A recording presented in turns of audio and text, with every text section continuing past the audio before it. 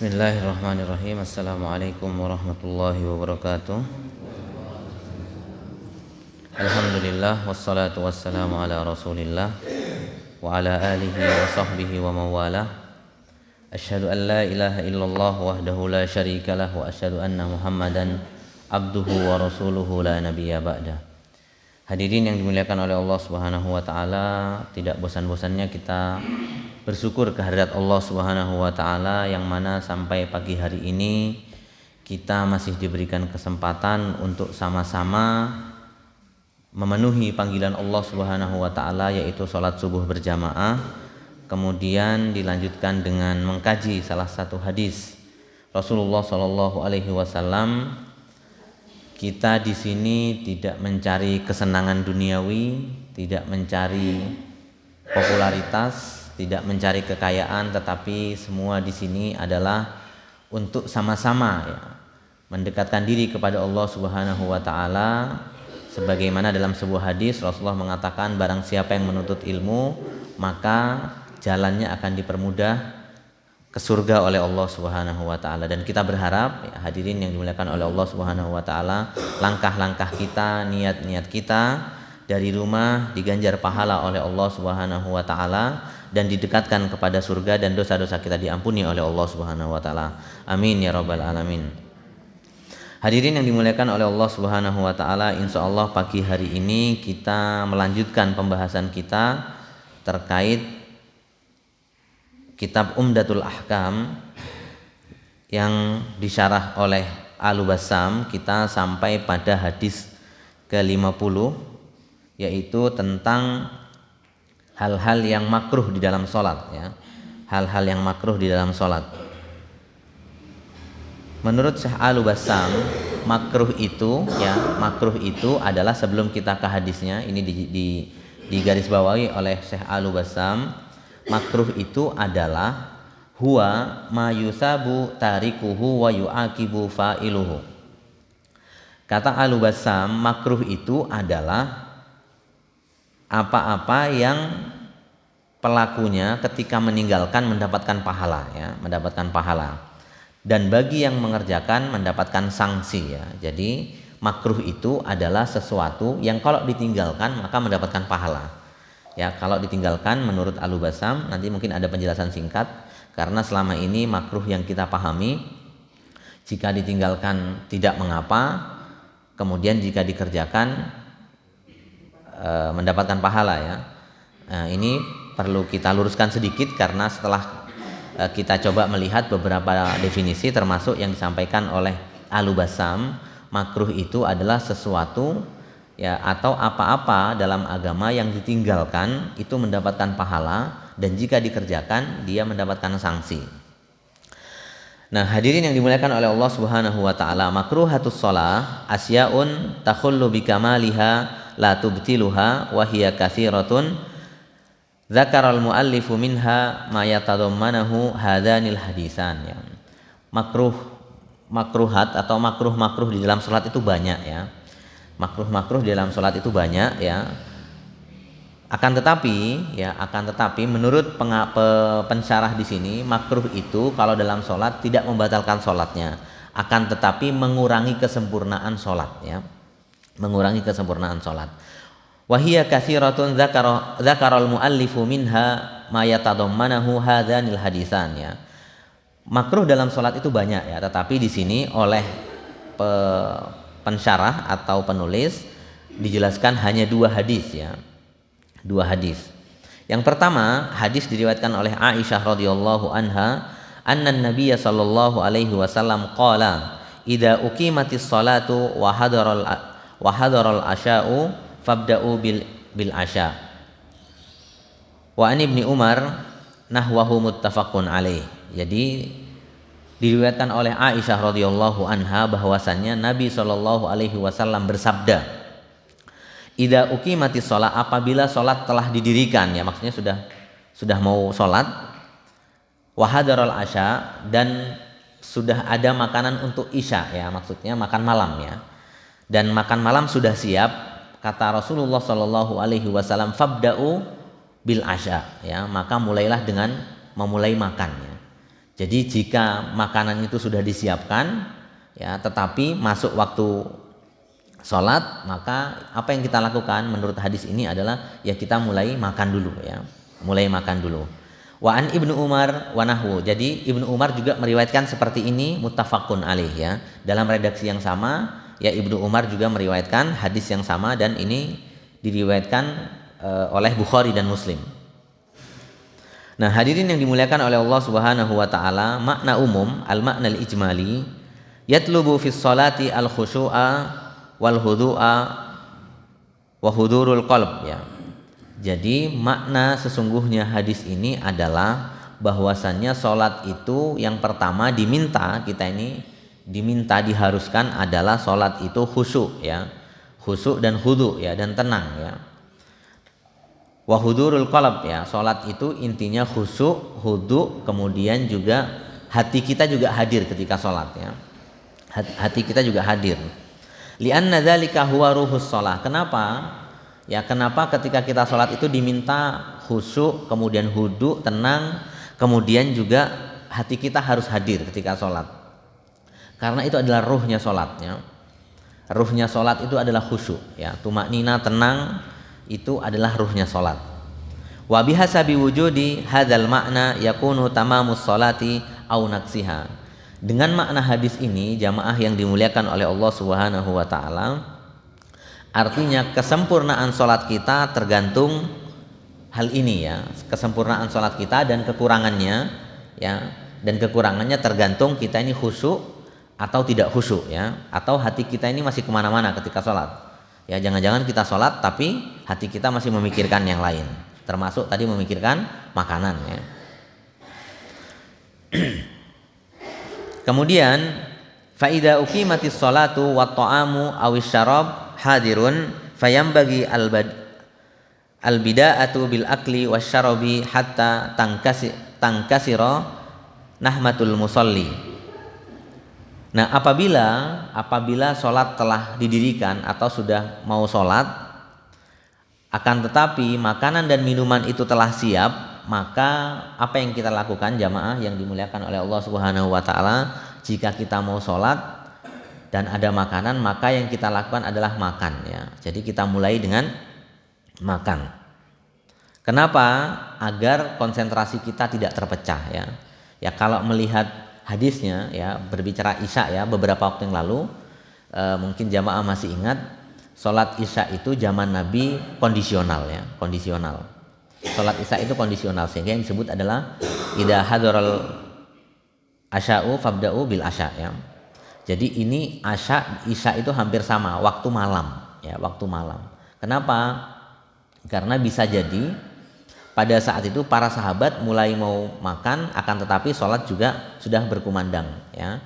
Maka dalam bab ini bab Asya, maka para ulama melihat hadis ini, maka biasanya sholat Isya, karena beberapa waktu yang lalu kita bahas sholat Isya itu Nabi kondisional. Kalau jamaah sudah ngumpul, maka Nabi memulai dengan sholat Isya.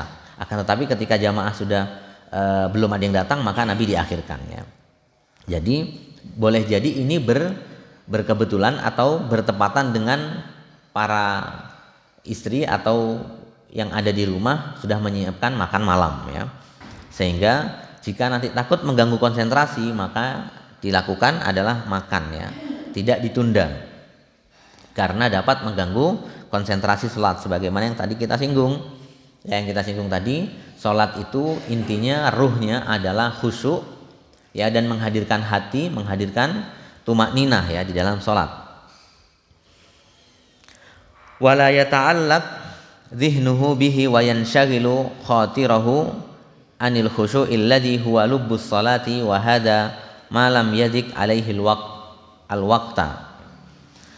Dan juga supaya ketika sholat kita tidak terikat dengan hal-hal yang mengurangi sholat ya, mengurangi kesempurnaan sholat ya. Jadi supaya pikiran kita tidak terpecah dan tidak mengurangi kekhusyuan, dan kita tidak sibuk ya, maksudnya pikiran kita itu tidak sibuk untuk mengurangi ya, atau mengurangi kesempurnaan sholat ya. Nah, di sini dijelaskan oleh Al-Basam, Wa hadza ma lam yadik alaihi waqta ya. Jadi ini boleh ya, ini boleh dilakukan kalau waktunya memang masih panjang ya. Kalau waktu sholat masih panjang.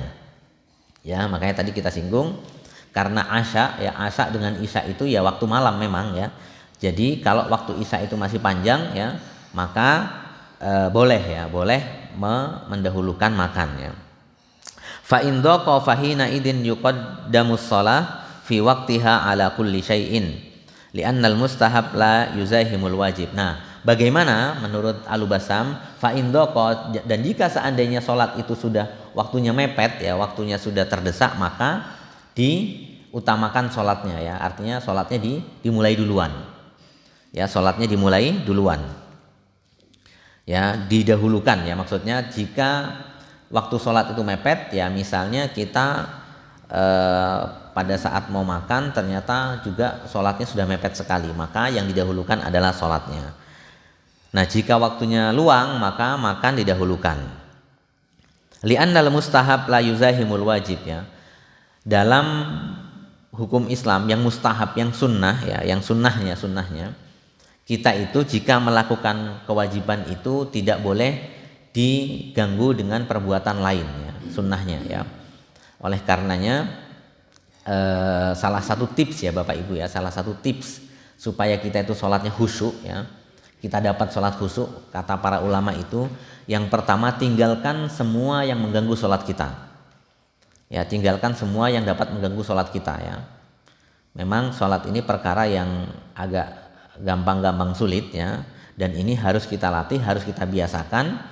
Kekhusyuan ya, keikhlasan itu memang tidak instan, tapi memang harus dilatih ya, harus dilatih. Para sahabat itu melatih keikhlasan itu dengan berbagai macam ya, dengan berbagai macam supaya kita khusyuk ya. Kalau khusyuk, tenang, sholat kita diterima oleh Allah Subhanahu Wa Taala, nanti ada pengaruhnya dalam kehidupan kita ya, termasuk dalam sholat ya, termasuk dalam sholatnya. Sholat ini butuh kekhusyuan, butuh ketenangan ya.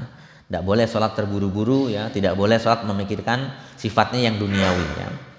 Sehingga para ulama mengatakan jika hendak melaksanakan sholat, semua yang dapat mengganggu sholat kita harus kita hilangkan ya, supaya kita bisa melaksanakan sholat dengan khusyuk dan menghadirkan hati di dalamnya ya. Kemudian berikutnya hadirin yang dimuliakan oleh Allah Subhanahu Wa Taala, ma yu'khadhu minal hadis. Apa yang dapat kita ambil dari hadis? Yang pertama, anna ta'ama aw syaraba idza hadara waqtas sholati quddima 'alaiha ma lam yadik waqtuha fataqaddama ala ayyati halin. Bahwasannya makanan dan minuman ya, jika sudah disediakan bertepatan dengan waktu sholat, maka yang didahulukan adalah makan dan minum ya, makan dan minum. Tapi Al-Bassam mengatakan dalam syarahnya, apabila memang waktunya masih cukup ya. Ya, jika kita posisi makanan sudah siap, kemudian sholat sudah mendekati sholat, maka apa yang kita lakukan? Maka kita makan dulu ya, kita makan dulu. Jika waktunya memang masih luang ya. Misalnya ketika adzan berkumandang, kemudian makanan sudah siap, biasanya kan di masjid-masjid kita ini kan ada jeda ya. Ada jeda antara adzan dengan iqomah ya. Misalnya di beberapa masjid itu 10 menit ya. 10 menit adzan berkumandang, kemudian makanan disiapkan. Lebih baik kita makan dulu ya. Lebih baik kita makan dulu. Kenapa? Supaya tidak mengganggu konsentrasi kita. Ya, melihat hadis ini. Fataqaddama ala ayati halin ya. Jadi kalau waktunya masih luang, maka dua hal ini, makan dan minum, didahulukan ya. Makan dan minum didahulukan. Dalam kondisi apapun ya. Fataqaddama ala ayati halin. Kemudian yang kedua, zahirul hadis sawa'un kana muhtajan lit-ta'ami aw ghaira muhtajin. Dalam hadis ini zahirnya sebenarnya kalau kita baca hadis secara utuh, secara sederhana, maka hadis ini menjelaskan kepada kita baik itu butuh makan atau tidak ya. Maksudnya dalam kondisi terdesak, lapar atau tidak, masuk dalam hadis ini ya. Masuk dalam hadis ini zahirnya ya. Zahir hadis ini, keumuman hadis ini adalah pada dasarnya kita ini mau lapar mau tidak ya, tidak disyaratkan harus lapar ya. Artinya tidak disyaratkan dalam hadis ini lapar baru makan, kalau tidak lapar nanti ditunda enggak ya, tapi hadis ini umumnya baik itu lapar atau tidak, ketika makanan itu sudah disediakan sebelum waktu sholat, maka yang pertama kita lakukan adalah makan dulu ya, sholatnya diakhirkan ya, artinya didahulukan makannya. Lakin qaiduhu katsirun minal ulama ibil hajah akhdan minal illati allati fahamuha min maksudis syari. Akan tetapi hadis ini juga diikat ya dengan banyak hal ya. Ya, dengan ulama mengatakan hadis ini ada ikatannya, ada qaidnya. Kenapa? Karena alasan hadis ini yang dipahami adalah sesuai dengan maksud syari ya. Syariat ini Bapak Ibu yang dimuliakan oleh Allah Subhanahu wa taala, syariat ini memiliki alasan ketika memberikan aturan kepada kita itu ada alasannya ya. Tidak serta-merta misalnya ayat atau hadis ketika memerintahkan sesuatu kepada kita itu mesti ada alasannya ya, mesti ada alasan. Sehingga para ulama mengatakan hadis ini ada ilatnya ya. Ada ilatnya terkait yang dipahami dari teks hadis ini adalah ya supaya kita tidak terpecah konsentrasi kita ketika sholat ya. Ketika sholat tidak terpecah. Kenapa Bapak Ibu? Ada satu riwayat ya, ada satu riwayat mungkin pernah saya jelaskan di sini. Kita kita ingatkan kembali, memang khusyuk dalam sholat itu sulit ya, sehingga Bapak Ibu mungkin pernah mendapati ada namanya pelatihan sholat khusyuk. Kenapa? Memang khusyuk itu sulit ya, kalau tidak kita biasakan ya. Bukan berarti tidak bisa ya, tetapi harus kita biasakan ya. Khusyuk itu inti dari sholat. Ada satu asar, ada satu riwayat mungkin pernah saya jelaskan di sini. Ini menandakan bahwasanya sholat itu sulit untuk khusyuk ya. Suatu ketika Imam Ahmad bin Hambal, ini riwayatnya masyhur, Imam Ahmad bin Hambal itu pernah dicurhati atau didatangi seseorang yang dia mengeluh dia lupa menaruh sesuatu. Dia itu menaruh barang berharga di satu tempat, oleh dia dikubur di satu tempat di halaman rumahnya, dia lupa ya. Kemudian dia curhat kepada Imam Ahmad, dia mengatakan, wahai Imam, wahai Imam, saya ada sesuatu dalam milik saya yang saya hilang ya, saya lupa. Apa yang harus saya lakukan? Kata orang tersebut yang curhat kepada Imam Ahmad. Kemudian Imam Ahmad mengatakan, saya biasanya kalau kesulitan, kata Imam Ahmad, saya ini biasanya kalau kesulitan maka saya akan, karena berdasarkan ayat ya, wasta'inu bis-sabri was-shalah ya. Kata Imam Ahmad ya, karena seorang ulama jawabannya ya mesti menggunakan nas, menggunakan ayat Quran. Dia mengatakan, jika saya kesulitan sesuatu maka yang saya lakukan adalah sabar dan sholat ya. Saya sabar ya sambil menunggu solusi dan sholat ya. Coba kamu sholat, kata Imam Ahmad ya. Imam Ahmad mengatakan ya, kalau kita terdesak sesuatu atau butuh solusi maka kita sholat ya. Akhirnya orang ini kemudian sholat ya Bapak Ibu, sabar, kemudian sholat, selang sehari, 2 hari, 3 hari belum ada datang ke Imam Ahmad. Kemudian hari keempat, kalau tidak hari ketiga, dia datang kepada Imam Ahmad. Kemudian dia mengatakan, wahai Imam, saya berterima kasih kepadamu, saya sudah mendapatkan barang yang saya tanam ya. Harta yang saya tanam di halaman rumah saya sudah ketemu ya. Kemudian Imam Ahmad ingin tahu bagaimana dia kok bisa ketemu, bagaimana caranya ya, bagaimana caranya. Kemudian kata orang ini, saya sholat yang pertama, kemudian berdoa kepada Allah Subhanahu wa taala, semoga saya menemukan barang itu. Yang hari kedua juga. Kemudian yang ketiga Bapak Ibu, ketika dia sedang sholat ya, takbir Allahu Akbar, kemudian sholat, di tengah-tengah sholat dia ingat ya. Di tengah-tengah sholat dia ingat ya, dia ingat ya. Kemudian oh ya, barang yang saya taruh itu ada di sini ya. Ini dapat kita ambil pelajaran adalah sholat itu memang khusyuk itu sulit ya. Saya kalau bercanda dengan mahasiswa biasanya ya, sholat itu kadang mikiri tugas ya, mikiri kiriman, itu nggak khusyuk jadinya ya. Jadi oleh karenanya Bapak, dalam kisah ini maksudnya adalah orang ini ingat ya, barangnya hilang itu bukan ketika setelah sholat, tapi pada saat sholat ya. Pada saat sholat, artinya apa? Sholat kita ini kadang pikirnya kemana-mana ya, mikir hutang ya, mikir tugas ya dan lain sebagainya. Ini mengurangi kehusuan kita. Makanya para ulama mengatakan ya, kalau kita mau sholat selesaikan semua yang sifatnya duniawi ya. Kalau ada pintu belum dikunci, dikunci. Jangan sampai ketika kita takbir sholat Allahu Akbar mikir dikunci. Oh, rumah saya udah dikunci atau belum. Ini mengganggu konsentrasi kita. Ya, mengganggu konsentrasi kita. Oleh karenanya sholat itu ya fokus ya. Usahakan semua yang nanti mengganggu kekhusyuan sholat kita hindarkan ya. Kita hindarkan ya. Termasuk tadi ya salah satu kisah yang masyhur, kisah ini kisah seorang pemuda yang curhat kepada Imam Ahmad ya. Dia tidak menemukan barangnya itu ketika setelah sholat, ketika dia berdoa enggak, tapi pada saat sholat ya dia dipikir, diingat, oh ya ternyata barangnya ada di sana ya. Selanjutnya Bapak Ibu yang dirahmati oleh Allah Subhanahu wa taala, anna hudurat ta'ami lil muhtaji lahu udrun fi tarkil jama'ati ya. Menurut hadis ini, menurut para ulama ada udzur ya.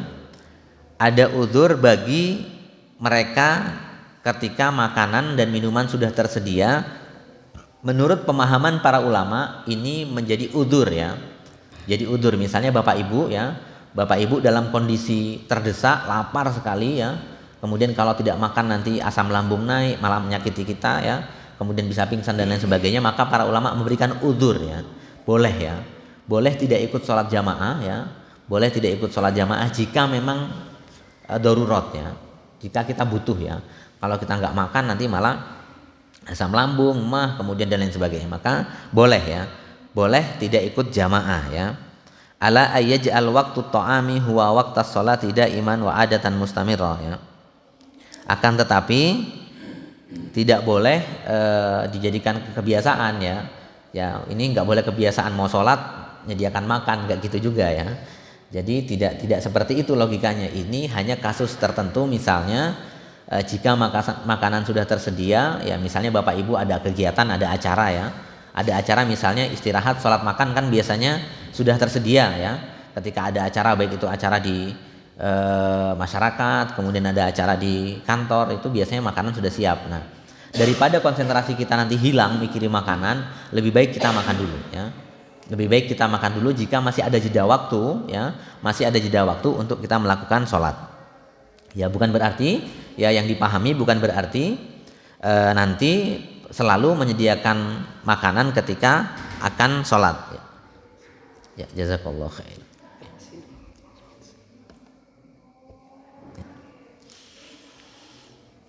Nah kemudian annal khusyu'a tarku asyawagil al-matlub fi sholati liyahdural qalba lil munajah ya. Ini intinya ya, inti yang terakhir nomor 4, penjelasan hadis yang pertama karena ada hadis yang kedua. Hadis yang pertama yang dapat kita ambil yang paling penting dari ini adalah annal khusyu'a wa tarku syawagil matlub ya, bahwasannya khusyuk dan meninggalkan perkara yang bisa yang menyibukkan sholat kita itu adalah sesuatu yang wajib ya, yang harus kita lakukan.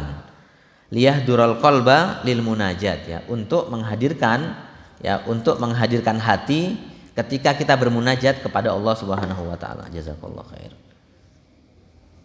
Jadi hati itu jamaah yang dimuliakan oleh Allah Subhanahu wa taala kita hadirkan ketika kita bermunajat kepada Allah Subhanahu wa taala ya. Ketika bermunajat, karena dalam ibadah itu, ibadah hati itu kan juga penting ya. Artinya hati itu kita hadapkan kepada Allah Subhanahu wa taala, yaitu menjadi ruhnya ya.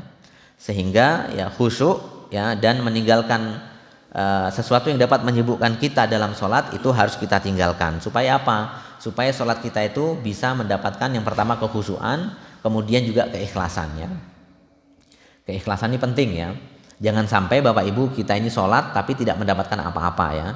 Karena di dalam ayat surat Al-Muluk itu ada amalan itu yang dikerjakan kadang kita nggak dapat pahala karena apa? Tidak ada keikhlasan di dalamnya ya. Ya itu juga nanti mengganggu keikhlasannya. Oleh karenanya ya kita persiapkan ketika sholat itu jangan sampai diganggu dengan sesuatu yang lain ya. Baik itu makanan ya dan urusan-urusan dunia yang lain. Ini hadis yang pertama. Kemudian hadis yang kedua, Bapak Ibu yang dirahmati oleh Allah Subhanahu wa taala, hadis yang sama tapi ada tambahan, juga diriwayatkan oleh Aisyah radhiyallahu anha bahwasannya qalat sami'tu Rasulullah sallallahu alaihi wasallam yaqul la salata bihadratit ta'ami wala huwa yudafiul akhbasan, ya. Hadis yang berikutnya juga diriwayatkan oleh Aisyah radhiyallahu anha. Ini juga kita harus berterima kasih ya kepada Aisyah ya radhiyallahu anha, bahwasanya banyak hadis-hadis itu, apalagi hadis-hadis yang berbicara tentang keseharian Nabi, itu banyak diriwayatkan oleh Aisyah radhiyallahu anha. Bismillah. Ya, sehingga Aisyah ini juga menjadi rujukan ya para ulama dari kalangan sahabat ya. Aisyah ini juga termasuk ahli fikih ya. Aisyah itu ada buku juga terkait dengan fatwa-fatwa Aisyah ya. Selama ini mungkin yang kita tahu fatwa itu dari kalangan ulama laki-laki, enggak ya. Ternyata Aisyah ini juga termasuk ulama di kalangan para sahabat. Nah, Aisyah radhiyallahu anha berkata, qalat sami'tu Rasulullah sallallahu alaihi wasallam yaqul la salata bihadratit ta'ami wala wa huwa yudafiul akhbasan. Aisyah mendengar Rasulullah Shallallahu Alaihi Wasallam berkata, tidak ada solat ya, la solata, tidak ada solat ya, dengan hadirnya makanan dan juga ketika dia melawan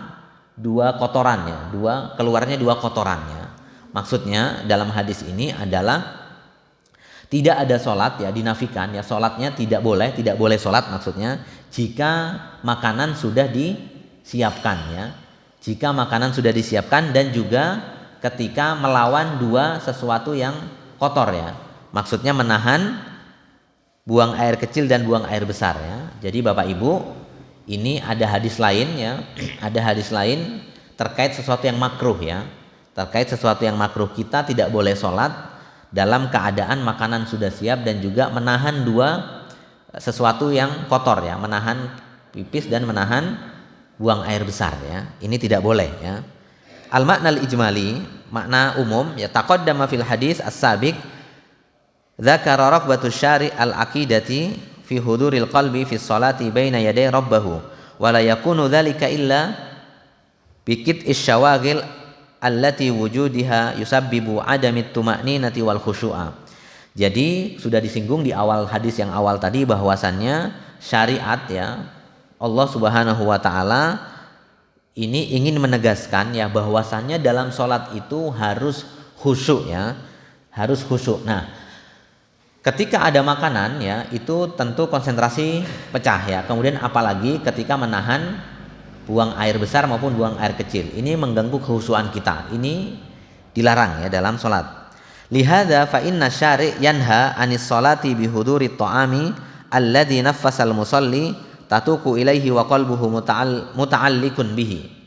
Ya, artinya oleh karenanya sesungguhnya syariat ini melarang atau membenci ya salat dalam keadaan makanan sudah disiapkan. Kenapa? Karena dapat mengganggu konsentrasi orang yang salat ya. Di hadis yang pertama tadi disinggung juga ya, kemudian di hadis yang kedua juga sama ya. Kalau hadis pertama tadi makanannya didahulukan ya, kalau ini sholatnya didahulukan ya, la sholata, tidak ada sholat ya, artinya tidak boleh sholat ya. Ya, kalau melihat hadis ini la sholata, la itu kan nafi ya, menafikan ya, menafikan. Kalau dalam kaidah usul itu, dalam kaidah usul fikih itu, jika ada larangan ya, misalnya la taqrabuz zina ya, misalnya la taqtulu, itu berarti dilarang ya. Ya, hukum asalnya ya, kalau Bapak Ibu mendapatkan di dalam ayat maupun hadis ada kalimat la, itu biasanya kesimpulan pertama adalah larangan, dilarang ya. Ya, dilarang ya. Misalnya la taqtulun nafsa, jangan membunuh manusia ya, tidak boleh ya. Misalnya la tashrabu ya, janganlah meminum khamar misalnya ya. Ini dilarang ya. Nah, dalam hadis ini pun sama, la sholata, tidak ada sholat ya, tidak ada sholat dengan hadirnya makanan dan juga dalam keadaan menahan dua kotoran. Kenapa? Karena menurut pensyarah ini dapat mengganggu konsentrasi dan membuat hati kita terikat dengannya ya. terganggu, konsentrasi kita terpecah. Wa kadzalika yanha anis sholati ma'a mudafa'atil akhbasaini alladaini huma al-baulu wal ghaitu li anna sholatal hakini awil hakibi ghairu tammatin li insyighali khatirahu bi mudafa'atil adza. Kemudian kata Al-Bassam ya, juga dilarang sholat itu kita menahan ya, kita menahan dua kotoran ya, menahan dua kotoran yang keluar dari dua lubang kita ya, maksudnya dari pipis dan buang air besar ya, buang air kecil dan buang air besar.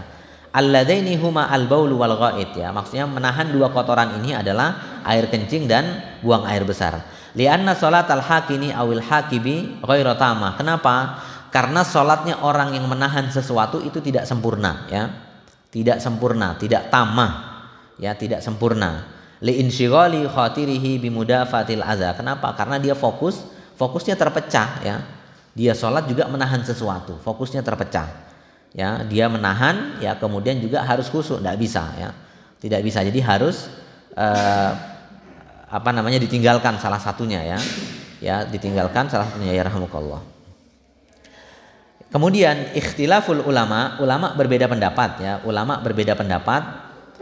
Akhadha bi dhahiri hadzal hadis ad-dhahiriyah wa Syekhul Islam Ibnu Taimiyah falam yusahhihu as-salata ma'a wujudi ta'ami wala ma'a mudafa'ati ahadil akhbasaini wa addu as-salata batilatun illa anna Syekhul Islam lam yusahhihuha ma'al hajati illa ta'ami. Nah, untuk ulama berbeda pendapat ya, ulama berbeda pendapat terkait dengan hukumnya. Apakah dalam hadis ini dilarang penuh ya, artinya tidak ada sholat ya, artinya orang yang dalam keadaan seperti ini maka sholatnya tidak sah ya.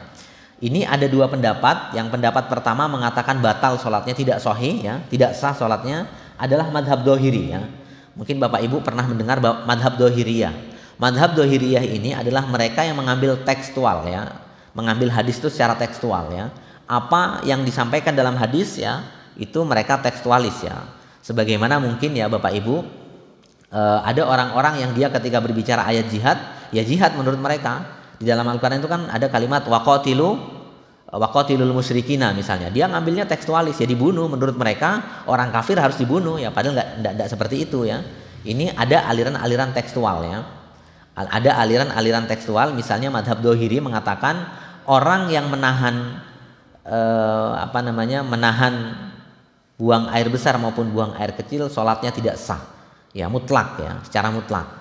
Madhab dhahiri dan Ibnu Taimiyah. Namun Ibnu Taimiyah memberikan batasan ya, Ibnu Taimiyah, Syekhul Islam Ibnu Taimiyah memberikan batasan kalau dia haja ya, dalam keadaan perlu maka menurut dia tidak batal. Tapi kalau tidak perlu maka batal ya.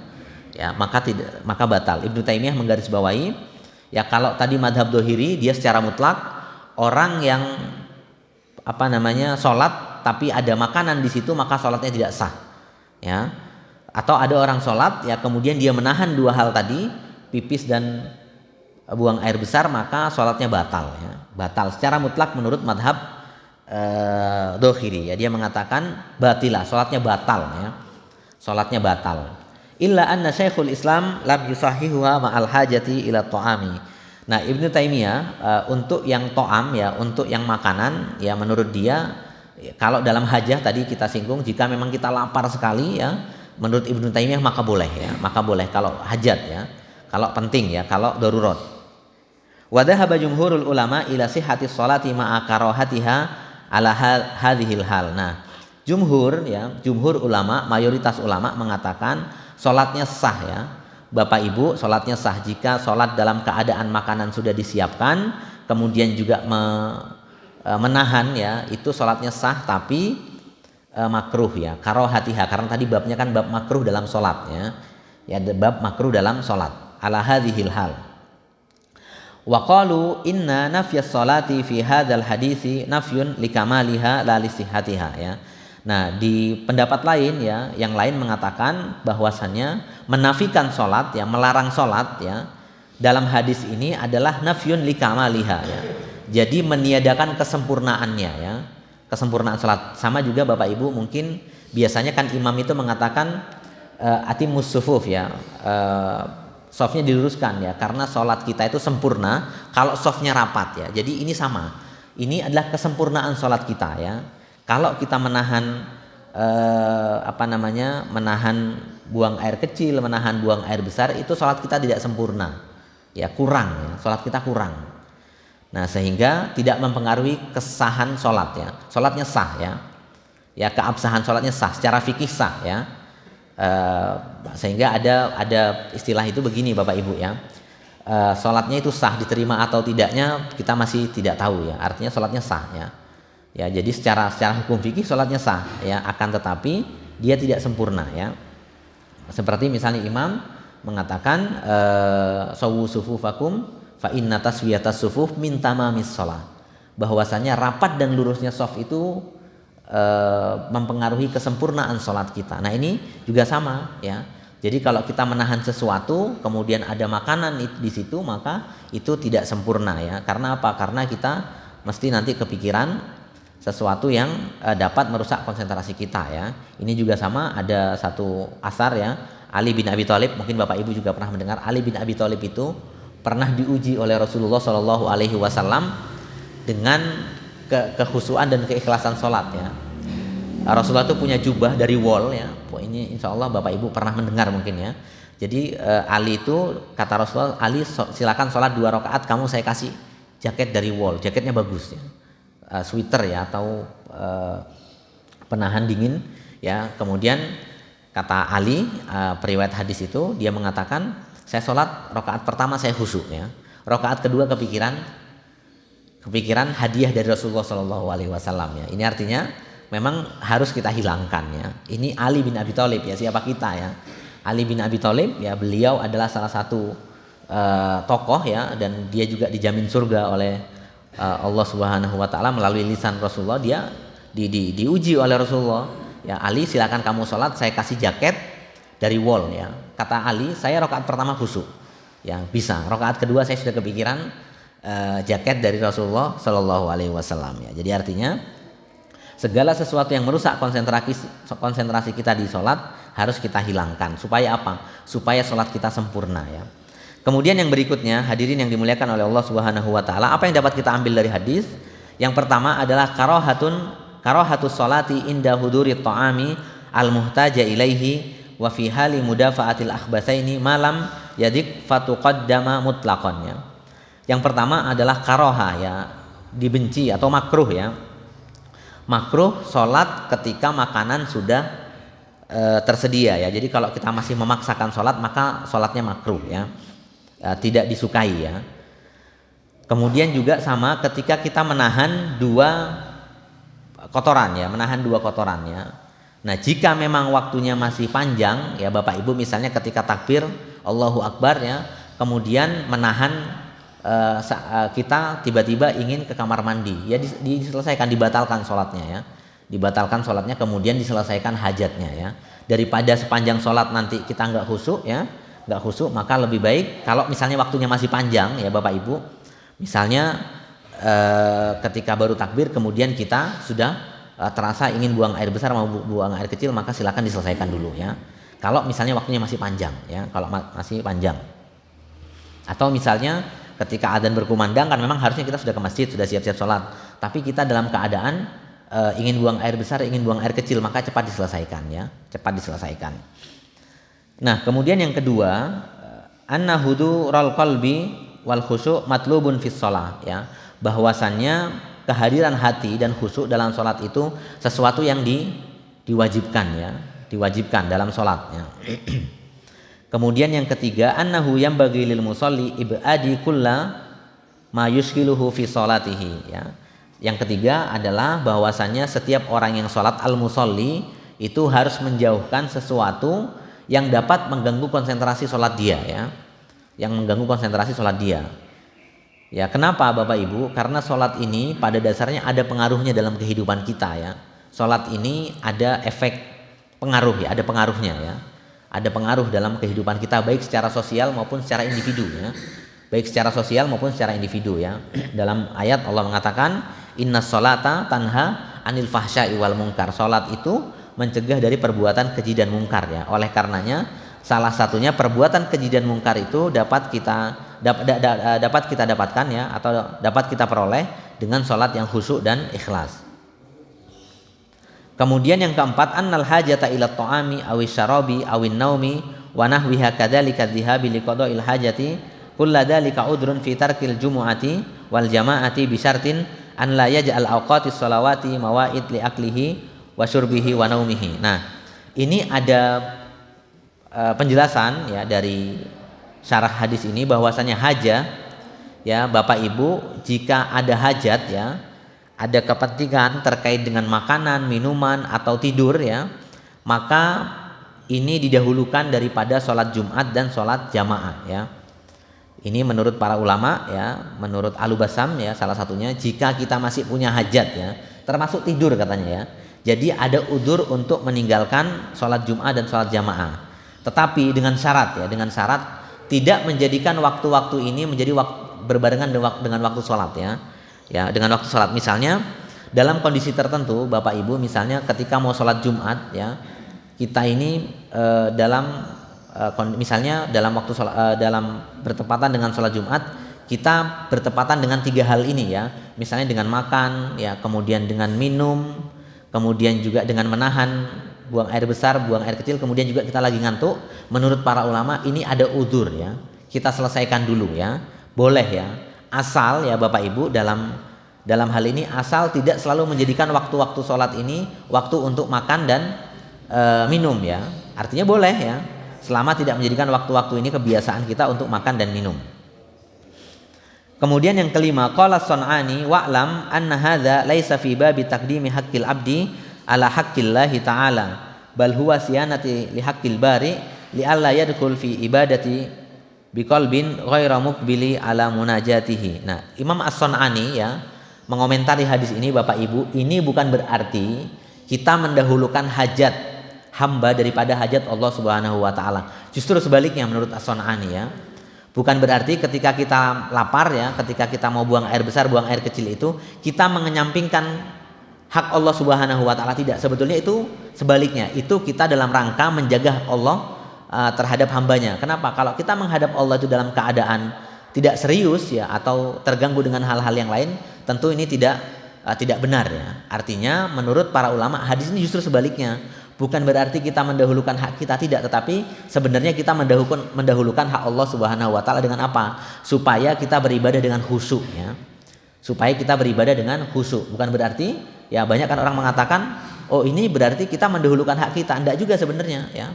Pada dasarnya itu sebaliknya. Ya, kalau kita sholatnya itu sudah kenyang ya, kemudian tidak menahan buang air besar, tidak ngantuk ya, tidak menahan buang air kecil, maka itu kita lebih enak. Justru itu kita dalam artian menjaga hak Allah Subhanahu wa taala supaya kita sholat dengan khusyuk ya.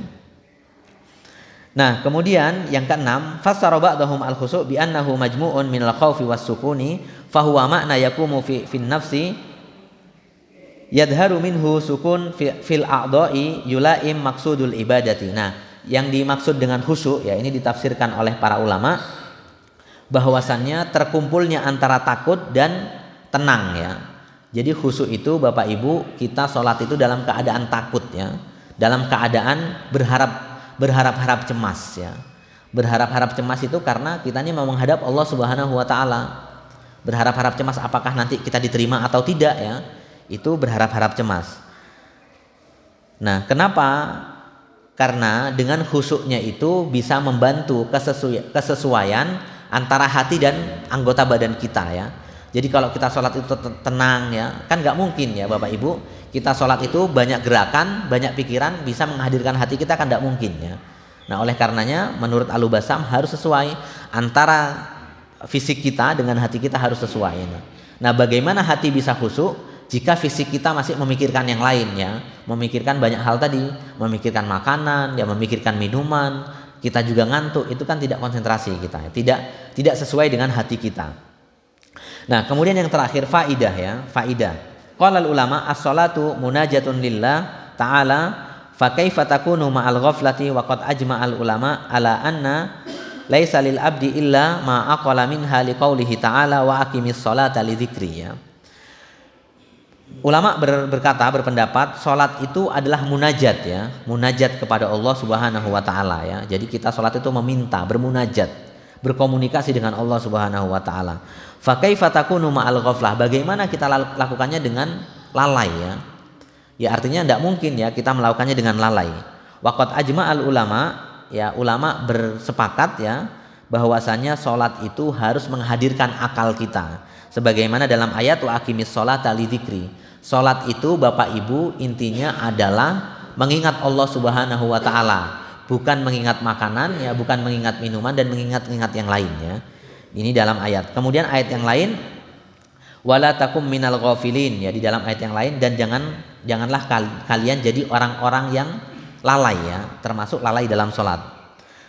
Walima rawahu Abu Dawud wan Nasa'i wa Ibnu Hibban marfu'an innal abda la yusalli as-salata la yaktubu lahu asyruha wala sudusiha fas-salatu innama furidat li iqamati dzikrillah ya.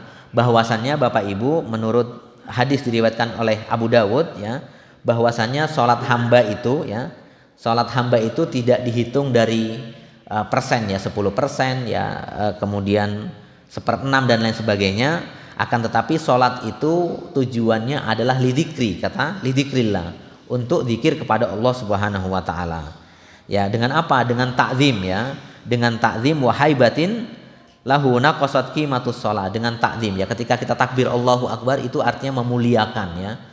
Memuliakan Allah Subhanahu wa taala. Dengan cara apa? Kalau kita sudah berkomitmen memuliakan Allah Subhanahu wa taala ya, pikiran kita enggak boleh pecah konsentrasi ya. Wa hudurul qalbi huwa tafrighihi min kulli ma huwa mulabisu lahu fayaqtarinu idza dzakal ilmu wal amal wala yajril fikru fi ghairihima wa ghaflatil qalbi fi sholati anil munajati malaha sababun ilal khawatiri an-nasi'ati an hubbud dunya. Jadi Bapak Ibu terakhir sebagai penutup ya, Al-Bassam mengatakan bahwasannya menghadirkan hati ya dan kekhusyuan itu adalah dengan menghilangkan atau mengkosongkan ya, mengosongkan pikiran kita, mengosongkan hati kita dari sesuatu yang dapat merusak sholat kita ya, yang dapat merusak sholat kita. Karena apa Bapak Ibu? Sholat itu adalah munajat ya, diterimanya munajat kita itu adalah juga dipengaruhi oleh kekhusyuan ya. Jadi Bapak Ibu kalau mau berdoa, karena sholat itu juga doa. Nah, bagaimana kita mau berdoa tapi kalau kita enggak khusyuk ya, itu tentu tidak bisa ya, tidak bisa menghadirkan kekhusyuan, dan itu juga nanti dapat menghalangi terkabulnya doa kita. Mungkin ini yang dapat kami sampaikan, 2 hadis terkait dengan makruh ya. Intinya Bapak Ibu sebagai penutup, 3 hal tadi itu makruh ya. Makruh ya. Makruh artinya kalau menurut para ulama tadi mengurangi kesempurnaan sholat kita ya, mengurangi kesempurnaan sholat kita.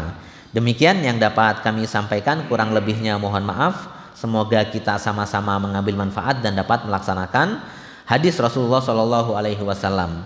Demikian saya akhiri. Assalamualaikum warahmatullahi wabarakatuh.